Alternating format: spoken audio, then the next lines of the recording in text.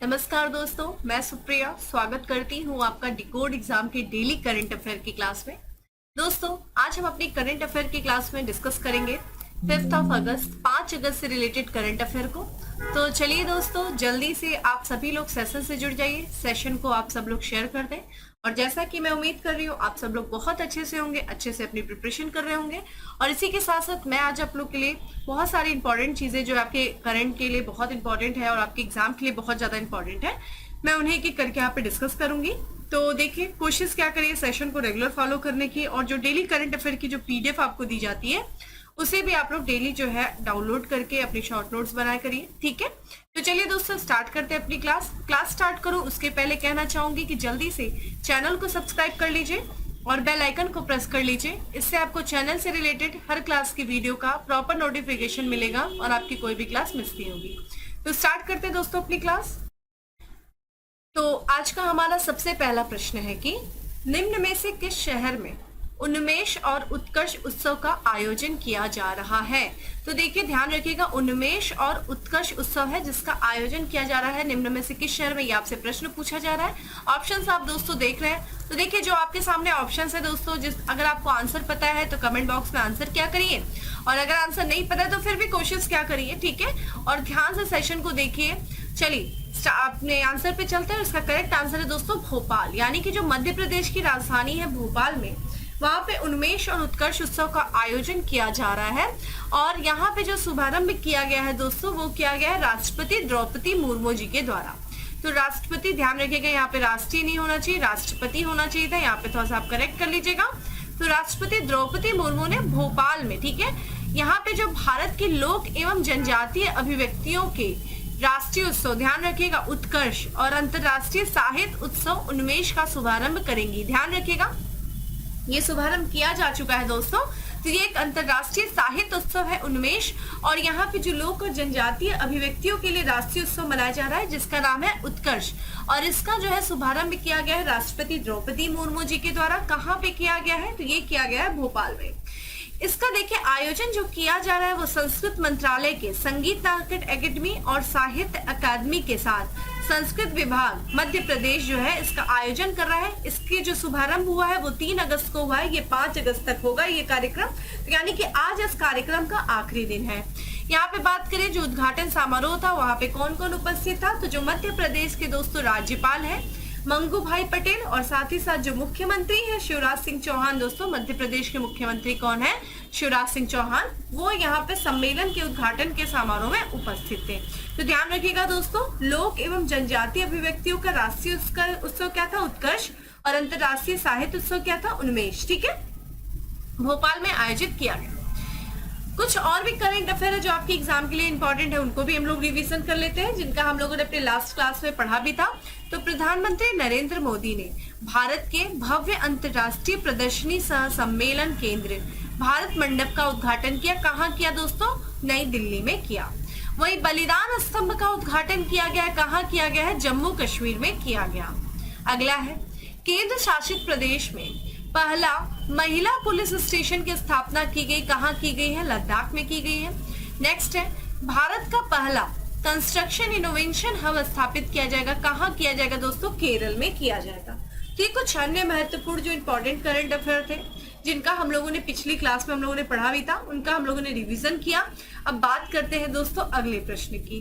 अगला प्रश्न है कि निम्न में से किस संस्था या आयोग द्वारा मासी पोर्टल का शुभारंभ किया गया है।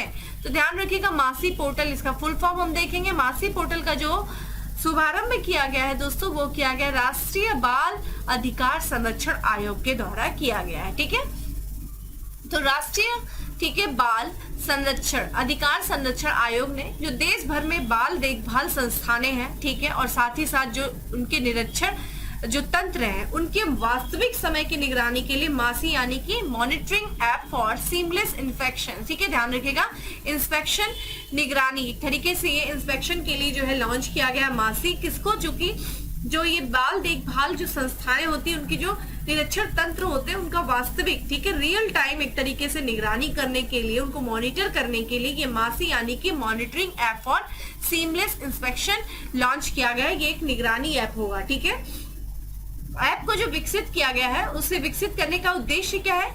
तो किशोर न्याय अधिनियम 2015, जिसे 2021 में संशोधित किया गया था, के तहत प्रदान किए गए, ठीक है, किसको? बाल देखभाल संस्थानों के निरीक्षण तंत्र को प्रभावी और कुशल बनाना है।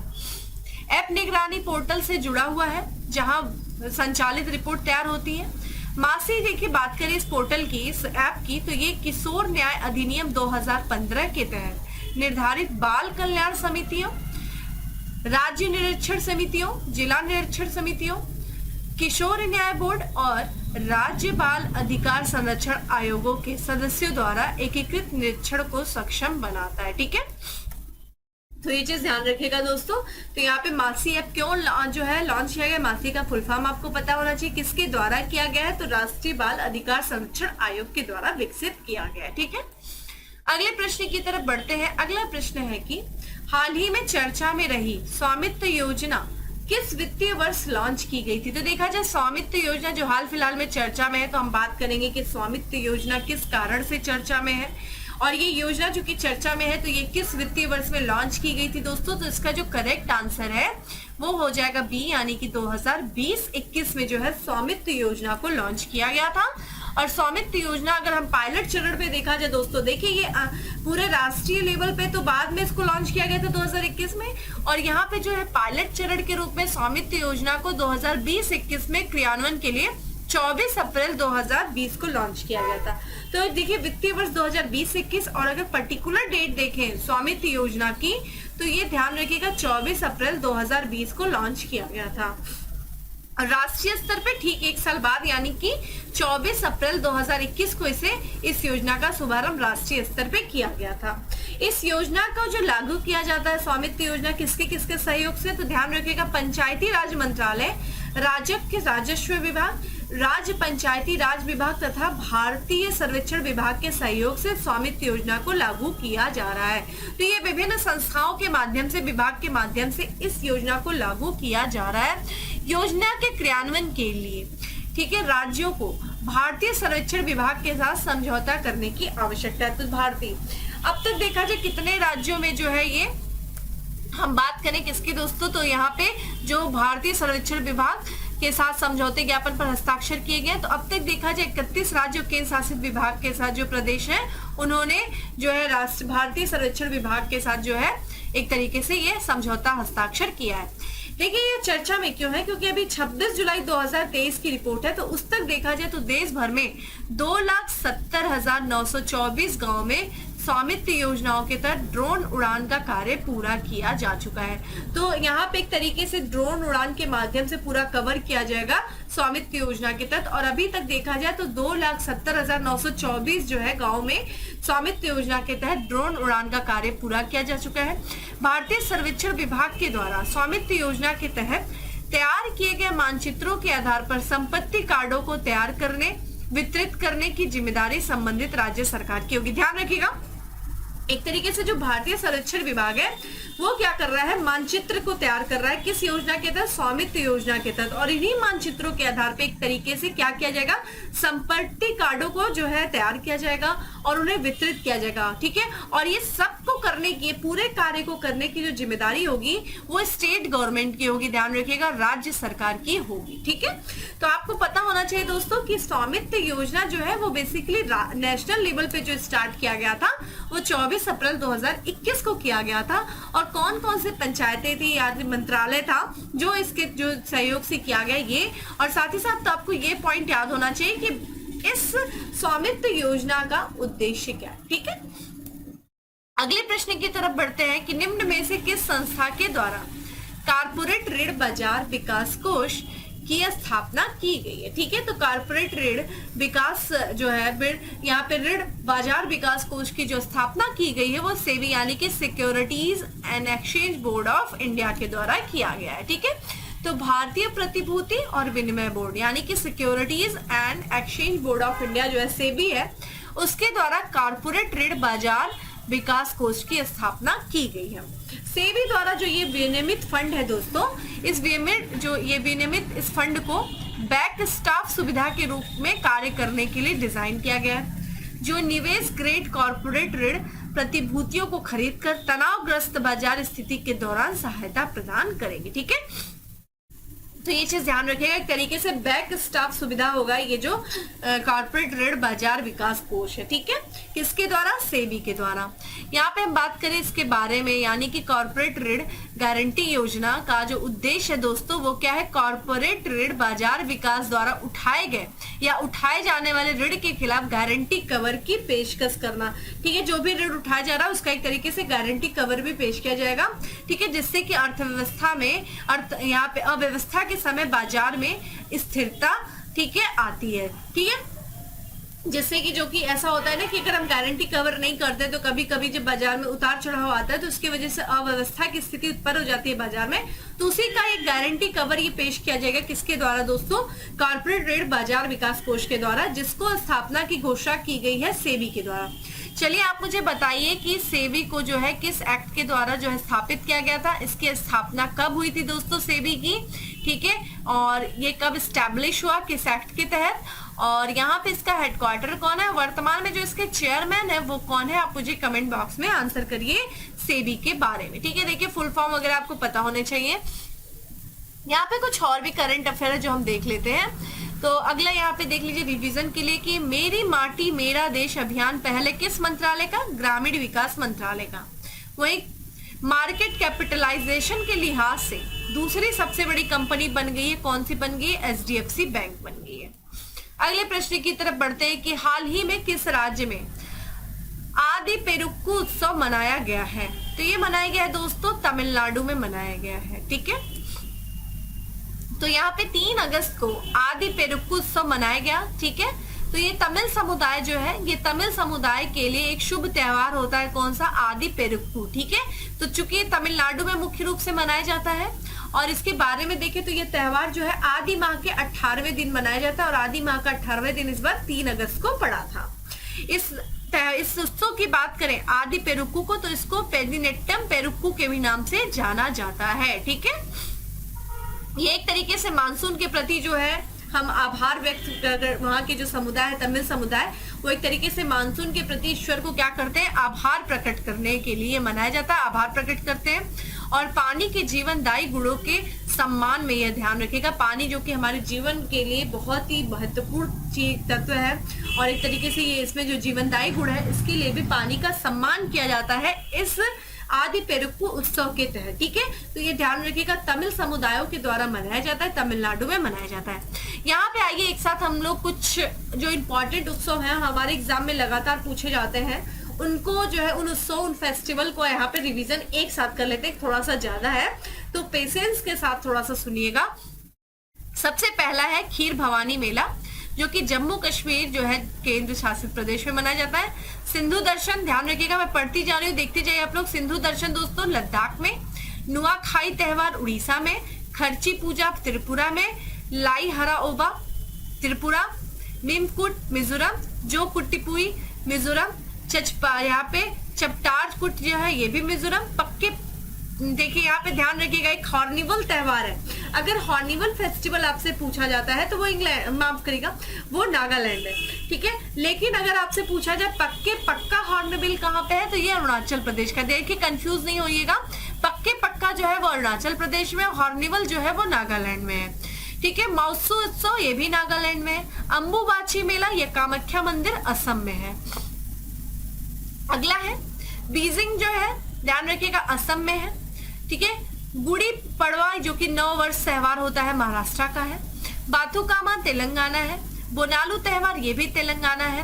ठीक है, पुंथाडू तमिलनाडु, उत्तरायण गुजरात, परिपल्ली गजमेला केरल, ओणम केरल, विशु जो कि मलयालम का नया साल है ये भी केरल में मनाया जाता है। ठीक है, उगड़ी कर्नाटक, पोंगल तमिलनाडु, बाली यात्रा उड़ीसा। अगला है धानु जत्रा उड़ीसा, तवांग उत्सव अरुणाचल प्रदेश, वेस्तु वरस गुजरात, संगाई उत्सव मणिपुर, लुई नांगाई नी मणिपुर। तो दोस्तों ध्यान रखिएगा ये कुछ उत्सव है जो आपके संबंधित राज्यों से संबंधित है, महत्वपूर्ण है ये। यहाँ से कई बार एग्जाम में मैच द फॉलोइंग करके क्वेश्चन पूछे गए, तो ये जो चार्ट आपको दिया जा रहा है इसको थोड़ा सा ध्यान से देख लीजिएगा। यहाँ से मतलब प्रश्न पूछे ही जाते हैं लगभग एग्जाम में आपको देखने को मिल जाएंगे, तो इसको अच्छे से जो है तैयार कर लीजिएगा। अगले प्रश्न की तरफ बढ़ते हैं और अगला प्रश्न है कि किस राज्य सरकार ने जल पर्यटन और साहसिक खेल नीति 2023 को मंजूरी दी है? तो जल पर्यटन और साहसिक खेल नीति 2023 को मंजूरी जो दिया है दोस्तों, ये दिया है उत्तर प्रदेश सरकार ने। ध्यान रखिएगा, ये ना सिर्फ आपके करंट अफेयर बल्कि आपका यूपी स्पेशल भी हो जाता है। तो इसके बारे में बात करें, यहाँ पे जो उत्तर प्रदेश के जो मुख्यमंत्री है दोस्तों योगी आदित्यनाथ जी, तो योगी आदित्यनाथ जी ने ठीक है उत्तर प्रदेश के जल पर्यटन और साहसिक खेल नीति 2023 को मंजूरी दिया है। ठीक है, तो एक तरीके से राज्य में ठीक है जो राज्य में पर्यटन को बढ़ावा देने के लिए और साहसिक खेल, एक तरीके से पर्यटन को बढ़ावा देने के उद्देश्य से देखा जाए तो उत्तर प्रदेश के जो मुख्यमंत्री हैं योगी आदित्यनाथ जी ने, उन्होंने इस जल पर्यटन और साहसिक खेल नीति 2023 को मंजूरी दिया है। यह नीति की बात करें तो यह नीति 10 वर्षों के लिए वैध होगी। ठीक है, तो अगले 10 वर्षों के लिए ये नीति वैध होगी और सभी अंतर्देशीय भूमि आधारित, वायु आधारित और जल मार्ग वाले बंधों, जलाशयों, झीलों, नदियों, तालाबों और विभिन्न उत्तर प्रदेश के राज्य के अधिकार क्षेत्र के भीतर विभिन्न जल निकायों और भूमि पार्सल पर की जाने वाली सभी साहसिक गतिविधियां इसमें जो है लागू किया जाएगा। तो एक तरीके से ये जो विभिन्न गतिविधियों को इसमें शामिल किया जाएगा किस नीति के तहत दोस्तों, तो ये उत्तर प्रदेश जल पर्यटन और साहसिक खेल नीति के तहत जो है ये सारी गतिविधियों को इसमें लागू किया जाएगा। इस नीति के तहत क्या किया जाएगा, तो इस नीति के तहत कार्यवाही के लिए नोडल एजेंसी संभागीय स्तर पर साहसिक खेल इकाइयां बनाएंगी। ठीक है, तो ध्यान रखिएगा दोस्तों, उत्तर प्रदेश जल पर्यटन और साहसिक खेल नीति 2023 को मंजूरी किससे दिया? उत्तर प्रदेश सरकार ने दिया है। आइए यहाँ पे हम बात कर लेते हैं कुछ अदर स्टेट से भी रिलेटेड यहाँ पे योजनाओं के बारे में, जैसे कि राज्य सरकार द्वारा मुख्यमंत्री खेत सुरक्षा योजना शुरू करने की घोषणा किया है। किसने किया है? उत्तर प्रदेश सरकार ने। अगला है, राज्य कैबिनेट ने मिशन शक्ति स्कूटर योजना को मंजूरी दी है। ठीक है, यहाँ पे उड़ीसा। ठीक है, तो राज्य कैबिनेट ने मिशन शक्ति स्कूटर योजना को मंजूरी दिया है, तो उड़ीसा सरकार। अगला है, राज्य सरकार ने मुख्यमंत्री आवासीय भूमि अधिकार योजना शुरू की है, तो ये मध्य प्रदेश सरकार ने शुरू किया है। नेक्स्ट है, तीर्थ यात्रियों को मुफ्त हवाई यात्रा प्रदान करने वाला देश का पहला राज्य बना है। कौन सा बना है? मध्य प्रदेश बना है। न्यूनतम आय की गारंटी विधेयक विधानसभा में पारित करवाने वाला जो देश का पहला राज्य बना है वो बना है राजस्थान बना है। ठीक है, अगले प्रश्न की तरफ बढ़ते हैं कि हाल ही में किस राज्य सरकार ने जमशेदपुर में देश के पहले हाइड्रोजन ईंधन से संबंधित उद्योग की स्थापना को मंजूरी दिया है? तो जमशेदपुर में देश के पहले हाइड्रोजन ईंधन से संबंधित उद्योग की जो स्थापना की मंजूरी दिया है वो दिया है झारखंड राज्य सरकार ने। करेक्ट आंसर इस बी है। तो झारखंड के मुख्यमंत्री हेमंत सोरेन ने जमशेदपुर में देश के पहले हाइड्रोजन ईंधन से संबंधित उद्योग की स्थापना को मंजूरी दिया है। ठीक है, इस प्रस्तावित इकाई में 4,000 से अधिक जो है हाइड्रोजन आईसी इंजन, ईंधन अज्ञेयवादी इंजन और 10,000 से अधिक बैटरी सिस्टम की क्षमता होगी। इस प्रस्तावित इकाई की स्थापना से प्रत्यक्ष और प्रत्यक्ष रूप से 310 से अधिक लोगों के लिए रोजगार के अवसर जो है पैदा करने की उम्मीद है। तो यहाँ पे दोस्तों हमारे लिए इम्पोर्टेंट क्या है यहाँ पे कि यहाँ पे जो है झारखंड के जो मुख्यमंत्री हेमंत सोरेन उन्होंने जमशेदपुर में देश के पहले हाइड्रोजन ईंधन से संबंधित उद्योग की स्थापना को मंजूरी दी है। तो इस प्रस्तावित इकाई की बात करें दोस्तों तो इससे स्थापना से प्रत्यक्ष और प्रत्यक्ष रूप से 310 से अधिक लोगों के लिए रोजगार के अवसर पैदा होने की उम्मीद है। ठीक है, तो देखिए झारखंड के बारे में बात कर लेते। देखिए झारखंड जो है ये बिहार से अलग हुआ था। ठीक है, 2000 में। और यहाँ पे बात करें ये देखिए झारखंड है, तो ये जो पूरी तरीके से देखिए लैंडलॉक ये स्टेट है, यानी कि इसकी कोई भी सामुद्रिक सीमा नहीं या फिर किसी अंतर्राष्ट्रीय देश से इसकी कोई सीमा नहीं लगती है। और इसके बारे में बात करें दोस्तों तो बिहार, ठीक है, उत्तर प्रदेश, छत्तीसगढ़, उड़ीसा और वेस्ट बंगाल से जो है ये अपनी सीमा को साझा करता है। झारखंड की जो राजधानी है वो रांची है और हेमंत सोरेन जो है वो यहाँ के मुख्यमंत्री हैं। और राज्यपाल की बात करें तो सीपी राधाकृष्णन जो है वो यहाँ के राज्यपाल है। ठीक है, अगले प्रश्न की तरफ बढ़ते हैं दोस्तों की दुनिया में अंतरिक्ष यात्रा करने वाले देशों में भारत किस स्थान पे है? तो अंतरिक्ष यात्रा करने वाले देशों में भारत किस स्थान पे ऑप्शंस आप देख रहे हैं दोस्तों, और इसका जो करेक्ट आंसर है दोस्तों वो है डी यानी कि 5वें स्थान पे है दुनिया में अंतरिक्ष यात्रा करने वाले देशों में भारत। तो यहाँ पे परमाणु ऊर्जा राज्य मंत्री हैं जितेंद्र सिंह के अनुसार देखा जाए तो अंतरिक्ष अनुसंधान और विकास में शुरू से अंत तक क्षमता रखने वाले दुनिया के अंतरिक्ष यात्रा देशों में भारत का स्थान देखिए क्या है, भारत 5वें स्थान पर है। ठीक है, तो यहाँ पे हम बात करें ये रिपोर्ट किसके द्वारा दी गई है, बताए किसके द्वारा गया है, तो परमाणु ऊर्जा मंत्री जो है जो मंत्री जितेंद्र सिंह उन्होंने बताया कि यहाँ पे अंतरिक्ष अनुसंधान, ठीक है, इस पर स्पेस रिसर्च के बारे में बात करें, डेवलपमेंट में बारे में बात करें तो शुरू से अंत तक जो है क्षमता रखने वाले दुनिया में देखा जाए तो भारत जो है अंतरिक्ष यात्रा देशों में 5वें स्थान पे है। भारत के पास देखा जाए कौन कौन सी चीजें हैं, भारत देखा जाए तो भारत की अगर विशेषताओं में देखें तो भारत के पास जो है जमीन से लॉन्च करने और पृथ्वी अवलोकन, ठीक है, यहाँ पे अर्थ ऑब्जर्वेटर भी देखा जाए, उपग्रह संचार, मौसम विज्ञान, अंतरिक्ष विज्ञान, नेविगेशन और जमीनी बुनियादी ढांचे के कार्यक्रम संचालित करने की क्षमता है। ठीक है, तो ये भारत की क्षमता के बारे में बताया जा रहा है अंतरिक्ष के क्षेत्र में। ठीक है, तो यहाँ पे बात करें और साथ ही साथ अंतरिक्ष क्षेत्र में सुधारों के बाद न्यू स्पेस उद्योग भी तेजी से उभर रहा है। अगले प्रश्न की तरफ बढ़ते हैं दोस्तों। अगला प्रश्न है कि कृषि विज्ञान विश्वविद्यालय किस शहर में अपनी तरह का पहला कृषि विज्ञान संग्रहालय खोलेगा। तो कृषि विज्ञान विश्वविद्यालय जो है वो अपनी तरह का पहला कृषि विज्ञान संग्रहालय खोलेगा। कहाँ पे खोलेगा, किस शहर में खोलेगा, प्रश्न आपसे ये पूछा जा रहा है। तो दोस्तों इसका जो करेक्ट आंसर है वो है ए, बेंगलुरु में। ठीक है, तो कृषि विज्ञान विश्वविद्यालय बेंगलुरु में अपने परिसर में अपनी तरह का पहला संग्रहालय जो है वो खोलेगा। ठीक है, बेंगलुरु में खोलेगा कृषि विज्ञान विश्वविद्यालय। ये बात जो है इसके यहाँ पे देखा जाए इसका उद्घाटन कौन करेगा दोस्तों, तो जो कृषि मंत्री है, देखिए नाम ध्यान रखिएगा इनका। ठीक है, यहाँ पे एन चेरुवरिया स्वामी जो है वो संग्रहालय का उद्घाटन करेंगे। और ये संग्रहालय कहाँ पे है, जो पहला संग्रहालय है बेंगलुरु में स्थापित किया जाएगा।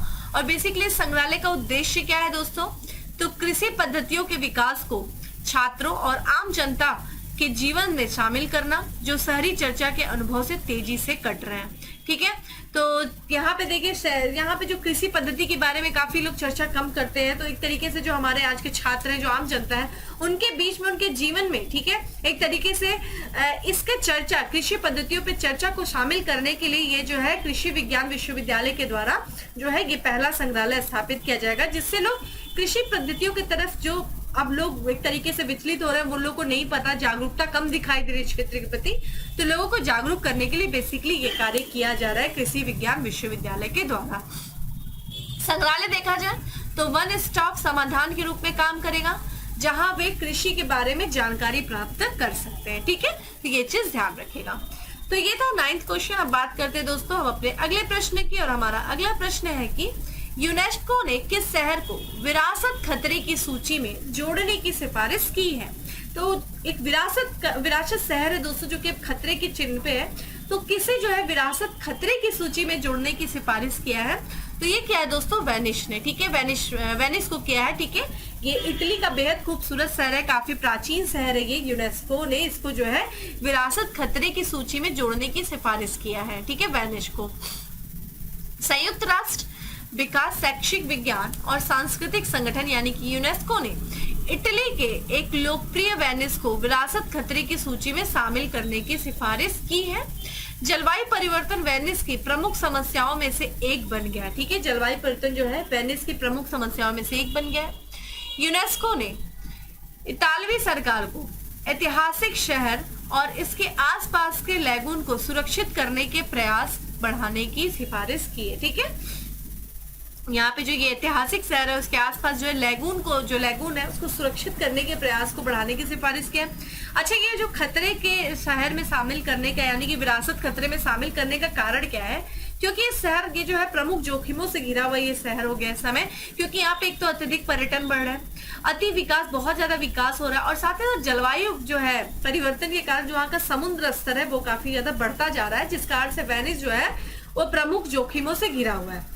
और ये जोखिम भावनाएं जो भवन है, ये जोखिम भवन संरचनाएं और शहरी क्षेत्रों को खराब, और ये जो जोखिम है वहाँ पे जो भवन संरचनाएं जिनको देखने के लिए स्पेशली लोग जाते हैं वहाँ पे, और वहाँ पे जो शहरी क्षेत्र है उनको खराब कर रहा है, क्षतिग्रस्त कर रहा है। ठीक है, हाल के वर्षों में देखा जाए तो वेनिस में जो है मौसम संबंधी समस्याओं में भी वृद्धि देखने को मिली है। ठीक है, तो जलवायु परिवर्तन के कारण ही मौसम संबंधी समस्याएं भी आ रही हैं, जिसकी वजह से ये जो शहर है वो काफी ज्यादा क्या हो रहा है दोस्तों, जोखिमों से घिर गया है। तो ध्यान रखिएगा, इटली को जो है यूनेस्को ने विरासत खतरे की सूची में जोड़ने की सिफारिश की है। तो ये इंपॉर्टेंट था दोस्तों आज का हमारा 10 जो है एमसीक्यू। अब बात करते हैं दोस्तों फैक्ट्स ऑफ द डे की।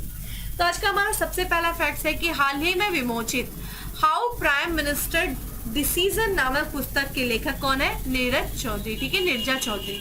वही अगला है 7वीं हॉकी पुरुष एशियाई चैंपियनशिप ट्रॉफी का आयोजन किया जा रहा है। कहाँ किया जा रहा है दोस्तों? चेन्नई में किया जा रहा है। नेक्स्ट है पूर्वी नौसेना कमान के चीफ ऑफ स्टाफ का पद संभाला है। किससे संभाला है? समीर सक्सेना ने संभाला है। नेक्स्ट है आयरलैंड दौरे के लिए भारतीय टी20 टीम का कप्तान बनाया गया। किसे बनाया गया? जसप्रीत बुमराह को बनाया गया। बच्चों के द्वारा स्मार्टफोन के उपयोग को 2 घंटे तक सीमित करने की योजना बनाई। किसने बनाई दोस्तों? चीन ने। तो ये था दोस्तों फैक्ट्स ऑफ द डे। अब बात करते हैं टॉप 10 स्टैटिक्स जीके के बारे में। तो आज का हमारा सबसे पहला टॉप 10 स्टैटिक्स जीके है कि भारतीय किसान कांग्रेस का पहला अधिवेशन हुआ था दोस्तों। कहाँ हुआ था? लखनऊ में हुआ था। भारतीय दुर्भिक्ष संहिता 1883 का निर्माण किस आयोग के द्वारा किया गया था? तो स्ट्रेची आयोग के द्वारा किया गया था। ठीक है, अगला है भारत में सबसे अधिक उपजाऊ मृदा है। कौन सी मृदा है दोस्तों? जलोढ़ मृदा है। वह राज्य जहां सूली नदी परियोजना चल रही है, ये चल रही है दोस्तों हिमाचल प्रदेश में। ठीक है, ग्लोब पर उच्च वायु दाब की मेखलाई पाई जाती। कहां पाई जाती? 4 मेखलाई। भारतीय संविधान के अनुच्छेद 25 का संबंध है दोस्तों किससे? धर्म की स्वतंत्रता से। राष्ट्रपति के उम्मीदवार के लिए आवश्यक नहीं है, क्या नहीं भाई? वो पढ़ा लिखा नहीं होना चाहिए। ठीक है, बाकी थोड़ा सा आप राष्ट्रपति के उम्मीदवार के लिए कौन कौन सी शर्तें हैं ये आप थोड़ा सा अपने पॉलिटी की बुक उठा करके देख लीजिए। ठीक है, नेक्स्ट है परिवहन, संचार और होटल सम्मिलित होता है किस क्षेत्र में दोस्तों? तो ये सेवा क्षेत्र में। ठीक है, सर्विस सेक्टर में होता है। एक आर्थिक अवस्थापना नहीं है। कोयले की खाने जो है ये आर्थिक अवस्थापना नहीं है। प्राकृतिक रबड़ का बहुलक है। आइसोप्रीन जो है ये प्राकृतिक रबड़ का बहुलक है। तो दोस्तों ये था आज का हमारा करंट अफेयर। उम्मीद करती हूँ आपको अच्छा लगा होगा। अच्छा लगा है तो लाइक कर दीजिएगा, ज्यादा से ज्यादा लोगों के बीच में शेयर कर दीजिएगा। और साथ ही साथ दोस्तों डेली करंट अफेयर की जो पीडीएफ है वो आपको टेलीग्राम ग्रुप पे मिल जाएगी, जिसका लिंक आपको डिस्क्रिप्शन बॉक्स में दिया गया है। तो जाइए डाउनलोड करिए, और ना सिर्फ डाउनलोड करिए बल्कि अपना शॉर्ट नोट्स बनाइए, रिवीजन करिए। चलिए दोस्तों फिर मिलेंगे अपने अगले सेशन में। तब तक के लिए ma'am have a good day, stay safe and stay happy.